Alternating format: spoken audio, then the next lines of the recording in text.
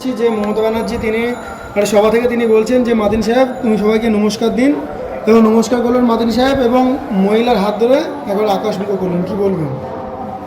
বাংলার মানুষ তো এবার বুঝতে পারছে, কি বুঝলেন, বড় বড় কথাবার্তা বলেছিল, ফতোয়া দিয়েছিল, কি বুঝলেন, এবার সেই ফতোয়াটা কাটুন। উনি যে ফতোয়া দিয়েছেন সে ফতোয়া কোথায় গেল? হারামটা কি হালাল হয়ে গেল কাফের মুতিনের জন্যে? হ্যাঁ, বাদ্য যন্ত্র যারা ব্যবহার করবে, গান বাজনাকে দিয়ে যারা সমর্থন করবে, হাতারি দেবে, বাবা দেবে, আল্লাহ রসুল বলেছেন কাল কিয়ামতের ময়দানে হাসার দিনেতে বাঁদর সরের সঙ্গে আল্লাহ হাসার করবে। মতিন সাহেব, এবার তৈরি থাকো, তোমার হাসারটা কীভাবে হবে? ওই যে কাফের কাইয়ুম ফতোয়া দিয়েছে বড় বড়, কাফের কাইয়ুমকে জিজ্ঞেস করো, কি বুঝলেন? আজকে আপনি বাংলার মানুষ দেখতে পাচ্ছেন মেয়ে ছেলে হাত ধরে কেমন দাঁড়িয়ে আছে, কি জানেন?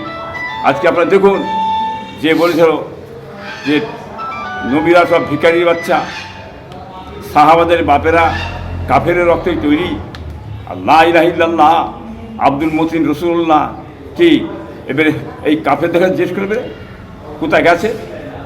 অলিদের সামনে যে সময় কথাবার্তা বলেছে, যা কিছু বলেছে বাংলার মানুষ আপনারা দেখুন কোথায় চলে গেছে। আজকে এর আগে ফজা বলেছিল, কি বুঝলেন, ভাইপোকে ফজা বলেছিল নওশাদকে, আজ এবারে উনি কোন ফজা? জাহান্নামার কুত্তা, কি বুঝলেন, কাফের মতিন, এবার তুমি কোন ফজা? এবার বলো তুমি। রুলাইসের কিতাবে লেখা আছে যারা গান বাজনা এইসব করবে বা হাতালি মারবে বা সমর্থন করবে, এদের বাচ্চা কি বাচ্চা পয়দা হবে সে কথাটাও লিখে দিয়ে আছে, বুঝলেন? আজকে চুম্বুরে দাঁড়িয়েছে নমস্কার করতে বললে দু হাত তুলে, মানে মমতার কথা শুনে নমস্কার করলেন, কি বুঝলেন, কি গেলেন কোথায়?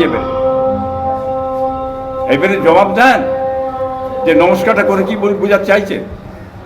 আজকে বাংলার মানুষ আপনাকে চিনে ফেলেছে যে উনি কি